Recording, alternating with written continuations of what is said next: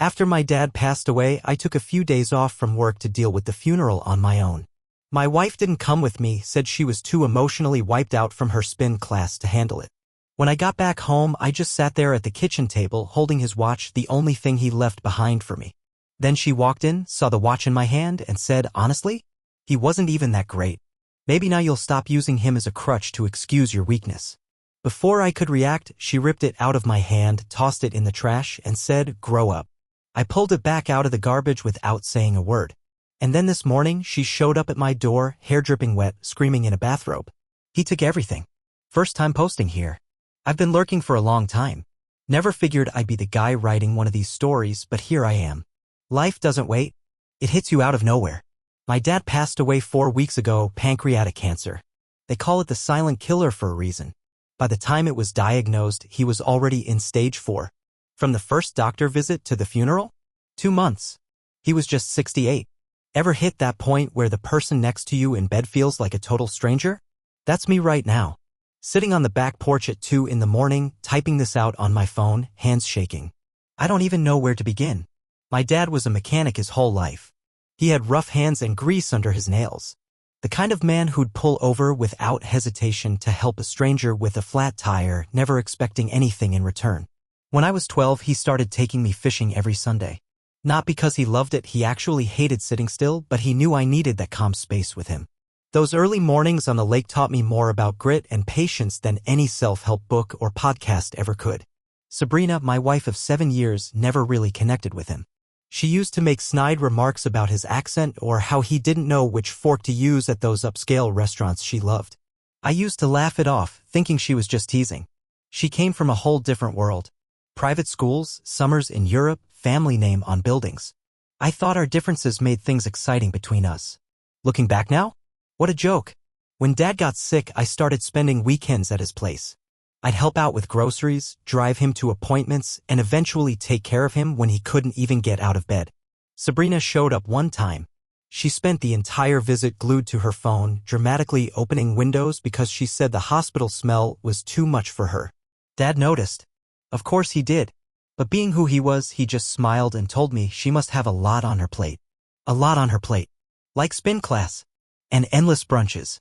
And whatever it is she fills her days with while I grind through 10-hour shifts. 2 days before he died, Dad asked the nurse to help him reach under his pillow. He pulled out an old Tissot watch, not expensive by today's standards, but it meant the world to him. He got it after 28 years working at the same garage. The back was engraved with his name and years of service. He pressed it into my hand and said he was proud of the man I'd grown into. And I'll admit it, I lost it. I broke down right there. This was the man who raised me after Mom left when I was 8. Who worked doubles to help pay for community college. Who taught me how to fix a car, how to treat people with dignity, and how to keep pushing forward when life gets hard. I held his hand when he passed. Sabrina? She was off at some spa with her old college friend. Said the deposit was non-refundable, so she couldn't back out. Is anyone still reading this? I'm starting to wonder if I'm the crazy one here. The funeral was small and quiet. Just me, a couple of Dad's buddies from the garage, and his sister who flew in from Ohio. Sabrina sent a text that morning saying she wasn't feeling well after spin class. Said she was too emotionally exhausted to come. I didn't even bother replying. I took 5 days off work and handled it all myself. Cleaned out his apartment. Sorted through everything. Donated most of it because I knew that's what he would have wanted. I kept a few personal things. His toolbox. The fishing rod. An old photo album. And that watch. That watch became something sacred to me. A way to still feel close to him, something real to hold onto. When I got back home, I was just sitting at the kitchen table, staring at the watch, remembering him telling me how he earned it. Sabrina came in wearing her workout gear, sipping a protein shake. She looked at me quiet, still, not bothering a soul, and rolled her eyes. Literally rolled her eyes. What she said next, I'll never forget. It's burned into my memory. She said my dad wasn't even that great. That maybe I'd stop hiding behind his death like it was some excuse to be weak. Then she grabbed the watch out of my hand, chucked it into the trash right next to the coffee grounds and leftovers, and told me to grow up. In that moment, everything froze. I didn't yell. I didn't cry. I just stood up, dug through the garbage, found it, cleaned it off, slipped it into my pocket, said absolutely nothing. She stormed off to take a shower like nothing had happened. Like she hadn't just ripped open something inside me and left it bleeding. That night, I lay there next to her, staring at the ceiling while she slept. 6 years. A mortgage. Conversations about having kids. All of it suddenly felt like some twisted hallucination I couldn't believe I was still in. The next day, I called up my buddy Connor. We've been tight since high school. He's the calm, reasonable type, the guy you talk to when everything's falling apart. We grabbed beers after work and I told him everything. Every word. First thing he asked was, has she always been like this? Or are you just finally seeing it now? That hit me harder than I expected. Because thinking back, the signs were everywhere. The constant jabs about my clothes. My friends. The stuff I enjoyed. The sighs and eye rolls whenever I talked about my job. The so-called jokes. About how she married beneath her but was generous enough to look past it. The way she treated money, our money, like it was Monopoly cash. $500 on skin creams. $3,200 on a designer couch no one's allowed to sit on. Meanwhile, I had to explain why I bought a $45 video game. Connor just sat there, listening. Slowly sipping his beer. Then he held out his hand and asked to see my phone. He opened my banking app. Scrolled for a bit. Then gave a low whistle and turned the screen toward me. Turns out over the last year, Sabrina had been skimming. $350 here. $550 there. From our joint account into her private one. Almost $19,000 in total. Money that was meant to be for our future. A down payment. Maybe a kid someday. That night, I started watching more closely. Started paying attention in a way I hadn't before. While she was in the shower, I checked her Instagram. Found a trail of DMs where she complained to her friends about dealing with my constant sulking. She used to joke about me having daddy issues. I thought it was just sarcasm until I saw the texts she'd sent her mom. In them, she said she felt trapped with a man who'd never amount to anything. That one cut deep. But that wasn't the end of it. I stumbled across something else, messages between her and her personal trainer. And not just a few casual ones. There were tons. Most of them sent late at night. Stuff like, can't wait to see you tomorrow, with emojis I'd rather not describe. It felt like someone had ripped off a blindfold I didn't know I was wearing. Suddenly, everything came into focus and it hurt like hell. That's when I made up my mind. Sabrina thinks I'm weak. She thinks the man who raised me, the most honorable and hardworking person I've ever known, wasn't worth much. She's about to find out what real strength looks like. I'm not confronting her. Not yet. For now, I'm playing it smart. I've started collecting proof. Every money transfer, every cruel message, every moment of emotional abuse I use to brush off as just a rough patch. I'm keeping a detailed record. I'm getting my ducks in a row. Making a plan. And every single day I wear my dad's old watch. She can't stand the sight of it. Always muttering about how outdated and tacky it looks. I just smile and nod every time. Because she doesn't have a clue what's coming. This morning I found something else on my personal laptop which had synced to the cloud. I checked the login history and saw access from the weekend of the funeral. While I was saying goodbye to my father, Sabrina had been digging through my emails, my messages, even my financial records. She searched for life insurance documents, banking info, investments, everything. The same woman who couldn't make it to the funeral had somehow found the energy to go on a digital treasure hunt for my money. That was it for me. The last straw. Tomorrow, I'm meeting with a lawyer. Most of my important papers are already stashed away in a safety deposit box, along with my dad's watch when I'm not wearing it. I don't know exactly what lies ahead. But I know this much, my father deserved better than her spite. And so do I. I'll update when there's more. Thanks if you've read this far. Just writing it out helps bring a little order to all this chaos. Ethan. Update. I wasn't expecting that last post to get so much attention. The messages, the advice, the support, thank you. Truly. Hearing from people who've been through similar stuff made me feel a little less alone. Like maybe I'm not crazy after all. That validation? Meant everything. It's been 3 weeks since that post. 2 of the most eye-opening weeks of my life. You know that feeling in a video game when you level up and suddenly see everything with sharper clarity? That's where I am now. Every single day, I notice something else about Sabrina, things I ignored, things I made excuses for, things I accepted as normal. Yesterday morning, I was brushing my teeth when her phone lit up on the bathroom counter. Normally, I wouldn't snoop. I've always believed in privacy. But after what I've learned, let's just say my definition of right and wrong has shifted. The message was from someone saved as G. The preview said, "Miss you, baby. Can't wait." G is in Luca, her personal trainer, who, apparently, has been giving her far more than just workout advice. That was it. Confirmation. The final puzzle piece. Oddly enough, I didn't even feel angry. Just relieved. It was like I finally saw the whole picture of this messed up marriage. The illusion was shattered and the truth was a weird kind of comfort. But let me backtrack for a second. A lot has happened since that first visit to the lawyer. Turns out, in our state, all those little harmless transfers Sabrina made from our shared account, they're considered marital waste. And they could actually help me when it comes time to divide everything up. My lawyer, this tough-as-nails woman who reminded me of my 4th grade math teacher, laid out a solid plan. Step 1? Document everything. Every nasty comment. Every transaction. Every time she tore me down or mocked my dad. Every flirty message to Luca. It's all saved now. Tucked safely into a folder on my cloud drive. I also have backups on a hard drive that's currently hidden at Connor's place. Connor's been a godsend through all this. The kind of friend who shows up at your doorstep with a 6-pack and a box of pizza when you're falling apart, but also the one who'll call you out if you start making dumb decisions. When I mentioned doing some dramatic, in-her-face confrontation, he shut it down instantly. Instead, we've been planning what he jokingly calls the extraction. A clean, strategic exit. Like something out of a heist movie. First step was opening a new bank account at a totally different bank. I've been moving small amounts over, bit by bit. Nothing that would raise a red flag. Just enough to build a soft landing. The weirdest part? Pretending everything's fine. Laughing at her jokes. Sitting next to her while she openly texts Luca. Nodding while she complains that her friend Jenna got a promotion she deserved more. Letting her insult my dad's old flannel shirts, which I kept. And I wear his watch. Every single day. She can't stand that watch. I catch her glaring at it like it personally insulted her. One time, she even knocked it off the nightstand by accident. It didn't break. Solid build, Swiss guts. German engineering. Reliable. Like my father. Unlike our marriage. 3 days ago, I slipped. Just for a second. We were eating takeout I paid for, like always. And she was being nice. Laughing at my dumb jokes. Asking how my day was. For one fleeting moment, I thought maybe I'm wrong. Maybe we can fix this. Then her phone buzzed. She got up, said she had to call her mom, and disappeared for 20 minutes. When she came back, her lipstick was freshly reapplied. Who puts on lipstick to talk to their mom? That night, once she was asleep, I checked her tablet. She always leaves it plugged in on the kitchen counter. I pulled up her location history.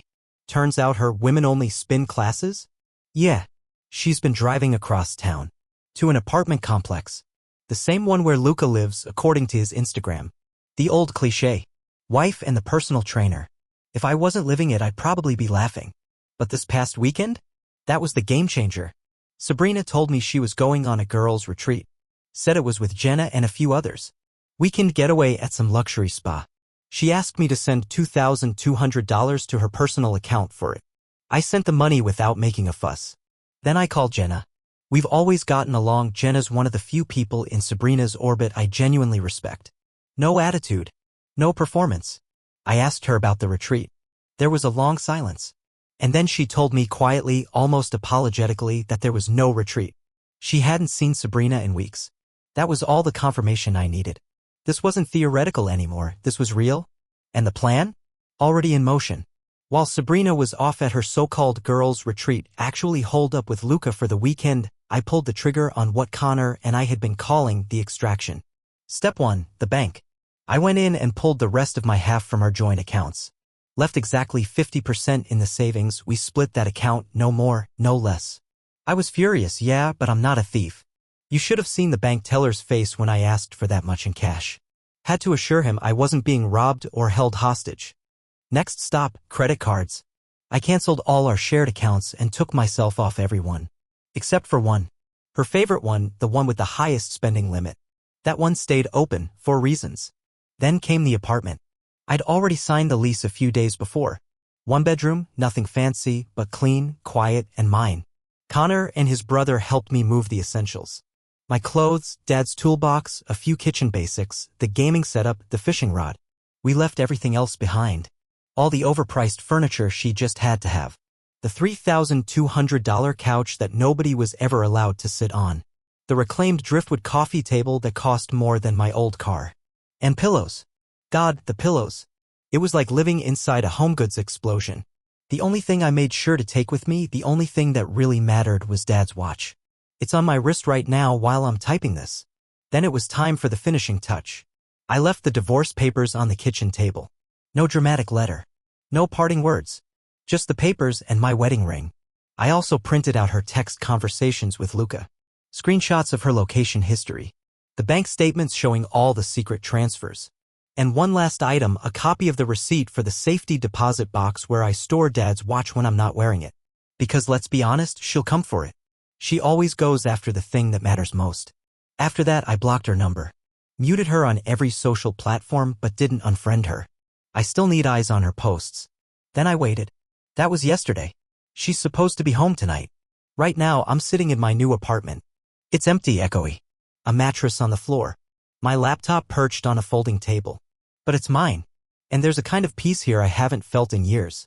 My phone's been lighting up nonstop. Messages from her friends. Apparently, Sabrina's been laying the groundwork for months, telling people I'm unstable, obsessively grieving my father, setting herself up as the victim. Nice try. Oh, and that credit card I left open? Just got a notification. She dropped close to $3,200 at some luxury boutique. Retail therapy, I guess. Enjoy it while it lasts, sweetheart. My lawyer says I'm legally in the clear. Morally?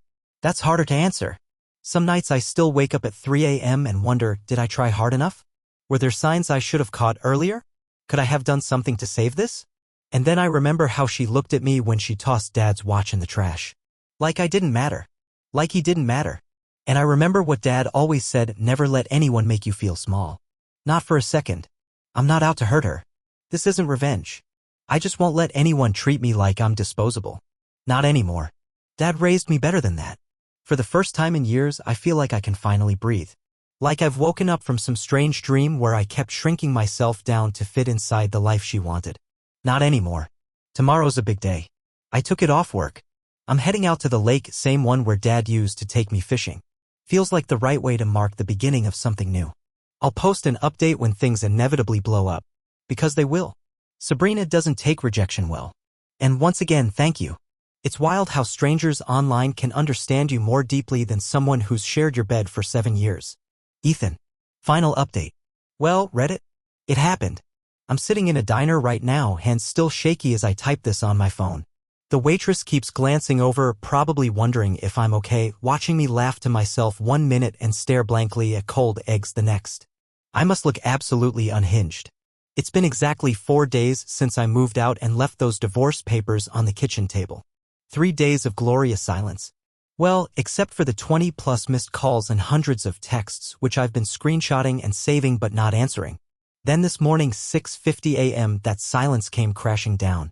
Remember how I said Sabrina doesn't know where I live now? Turns out she had one guess. Connor's house. We've been friends since we were 15 and she knows how close we are. At around 6:45, Connor was jolted awake by someone pounding on his front door like the house was on fire. He stumbled out of bed thinking maybe something serious had happened. What he found instead was Sabrina standing on his porch in a bathrobe and slippers, hair soaking wet, absolutely losing it. She took everything, she screamed. That's a direct quote, according to Connor's blow-by-blow text to me. All caps level meltdown. Connor, the legend, didn't even fully open the door. Just cracked it with the chain still on, rubbed the sleep out of his eyes, and calmly asked what the hell she was doing on his doorstep at dawn. That's when she launched into a full-blown tirade, how I emptied the accounts, disappeared, ruined her life, blah blah blah.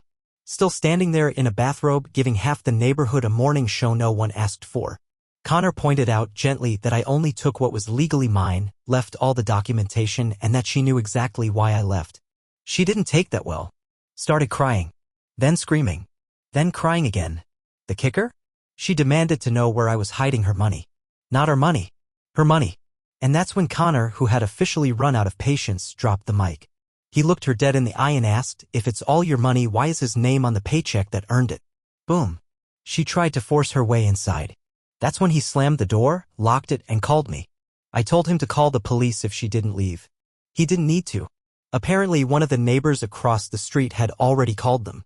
Because a screaming woman in a bathrobe at 6:45 in the morning tends to raise some eyebrows.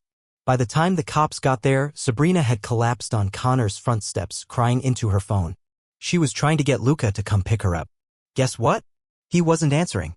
The police were surprisingly cool about it. Talked to her, offered her a ride home, told her to move along. Business as usual. And that's where I am now. Diner coffee. Cold eggs. Freedom. Thanks for sticking with me through all of this. Writing it out made the whole thing a little less lonely. More soon, maybe. Or maybe not. Maybe this is the final chapter. Either way, I'm good. Ethan.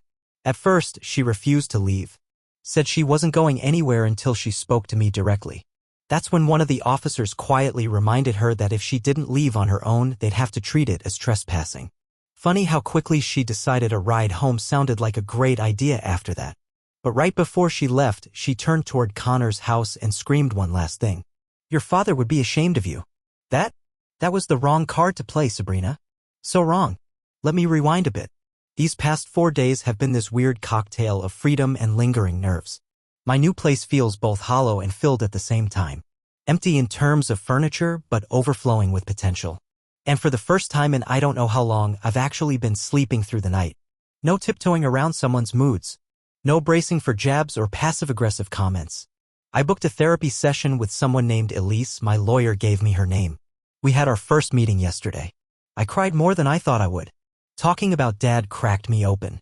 But man, I needed that. I've been going through old boxes of photos. Found one of me and Dad. He was showing me how to change a tire when I was probably 12. His hands wrapped around mine, guiding me on the lug nuts. That patient half-smile of his. I framed it. Put it on the nightstand next to my bed. Work's been good too. A welcome distraction. My coworkers definitely know something's up, but they haven't pried. Just invited me to lunch, kept the vibe light. I didn't realize how much I needed that kind of normal. And then yesterday, I picked up a call for the first time in a while. It was Sabrina's mom. She's always been kind to me despite raising someone like Sabrina. The conversation started off awkward, but it needed to happen. She said Sabrina had told her I had some sort of breakdown and just vanished. I didn't go nuclear on her. I just calmly laid it out. Sabrina had an affair, moved money behind my back, and disrespected the memory of the man who raised me. I told her I couldn't stay married to someone who treated me and my father's legacy like that. Then I sent her a few select screenshots. Some texts between Sabrina and Luca. There was this long pause. And then she said something that knocked the air out of me. She told me she'd always feared something like this would happen. Apparently, Sabrina had a history. High school boyfriend, college fiancé, both of those relationships ended because of cheating and manipulation. Her mom actually apologized to me. Said she thought Sabrina had changed. That maybe marriage would settle her. But people don't change. They just get better at hiding who they really are. After we hung up, I sent the same evidence to Sabrina's dad and her brother.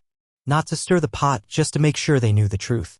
Because I'm done being cast as the villain in a story I didn't write. Now, back to this morning. After the whole bathrobe breakdown on Connor's porch, I figured it was time to end the silence. I texted Sabrina one sentence. Meet me at Grove Park. 2 p.m., public spot. She responded almost immediately. 3 heart emojis and a thank you. Like we were about to kiss and make up. She really thought that's what this was. I got to the park half an hour early. Sat on the bench near the duck pond. Dad used to bring me here when I was a kid. Felt like the right place for this to end. When Sabrina showed up, she looked polished. Designer sunglasses, flawless hair, fancy outfit. But I could see through it. The shaky hands, the smudged mascara. She sat beside me and launched into a rehearsed monologue about forgiveness and healing and starting over. I let her talk. For 5 straight minutes, I didn't say a word. Just watched the ducks while she poured out this act. Then I turned to face her. And for the first time ever, I cut her off. I told her I knew. About the affair. About the money. The lies she fed her friends. The way she talked about my dad when I wasn't around. Her expression shifted like a slot machine. First shock. Then denial. Then anger. Fear. And then, the one I expected, calculation. You could see her mind trying to figure out which angle would work best. She chose tears. Begged. Said Luca meant nothing. Claimed she was just stressed and made some bad choices. That she'd do anything to fix it. I just lifted my hand to stop her. Didn't yell. Didn't argue. I just said calmly that the divorce was final. That there was no coming back from this. That's when the mask fell off completely. She snapped. Told me I was making the biggest mistake of my life. That no one would ever love me the way she did. That I was pathetic for mourning my dad so much. Then she said it, that one thing that sealed it all for me. If you'd just let me throw away that stupid watch, none of this would have happened. I rolled up my sleeve right there. Showed her the watch on my wrist. Still ticking. Still perfect. The look on her face. Worth every miserable second of the last 7 years. I stood up, told her she'd be hearing from my lawyer, and walked away while she ranted about alimony and taking me for everything. Good luck with that, sweetheart. Adultery and hidden finances don't play well in court. By the time I got to my car, my phone buzzed. It was a text from Luca. He said Sabrina had been blowing up his phone too, and that he was done blocking her number. He attached a screenshot. Sabrina had threatened to out their relationship to his other clients if he didn't start paying her bills. Classic Sabrina.